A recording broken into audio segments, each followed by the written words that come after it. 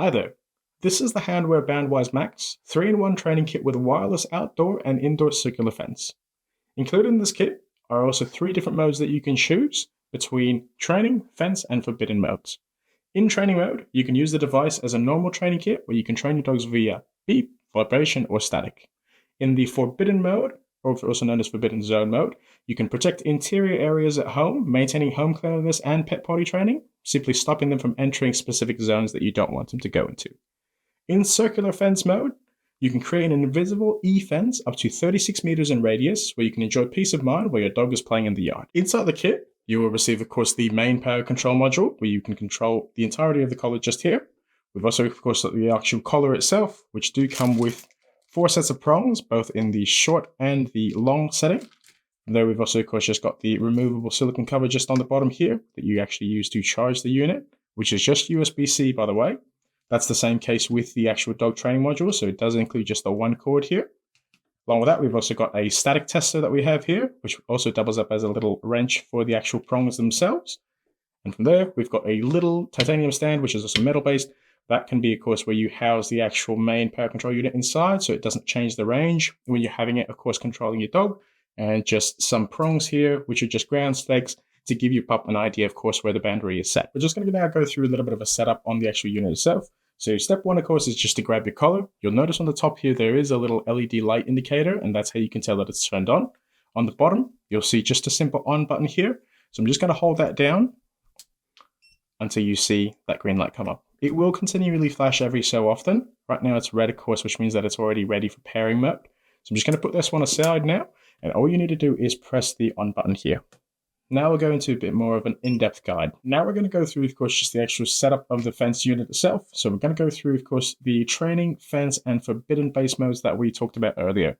So step 1, of course, once the unit is turned on, we want to make sure we're already paired up to the collar itself, which we did hear the beeping connection before. The easiest way to check is just hold down on the entry pairing button just here. If you hold down on that one for roughly about 2 seconds, you can see level 1, level 2, level 3. So these are the 3 collars that you can actually connect to the one control module. So instead of course, having multiple control units, you can control 3 different dogs, all from the one space. So you can see here, we're definitely paired up on level 1. There's also a little battery indicator. So I'll just go back there. You can also see that there's a little battery indicator there on the side that tells us that we've got about 50% battery on our actual collar unit. And of course, that battery on the top right is the battery of the actual control module itself.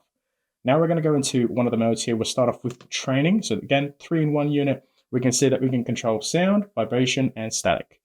In sound mode, of course, we only have it actually set on level 1 at the moment. There is no adjustability in that aspect. It is only going to be in vibration and static. But easiest way to find out, I'm just going to quickly grab the collar here. As mentioned, it is already paired up. So now we've got sound level 1. I'm going to hit tone. You can see that it's reacted there. Vibration.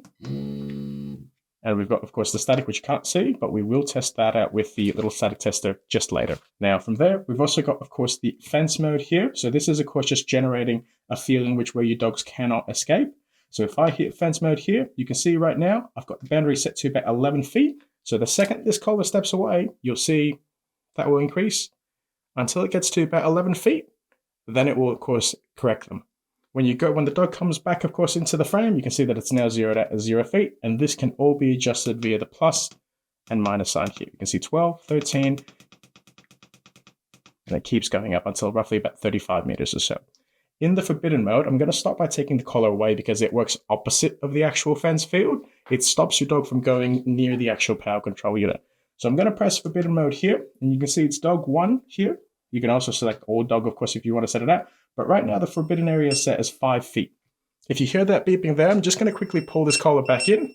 And as it gets closer and closer and closer, it's going to quickly go through the sound correction. And if the dog stays, it'll do vibration.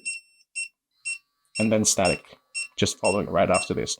But if the dog steps away again, I'm going to put this collar away. You can clearly hear that it just turns off until I take it back. So now that's roughly about 5 feet away. My arm is quickly just on the opposite end. But if we go closer and closer and closer, it'll go through the beeping again.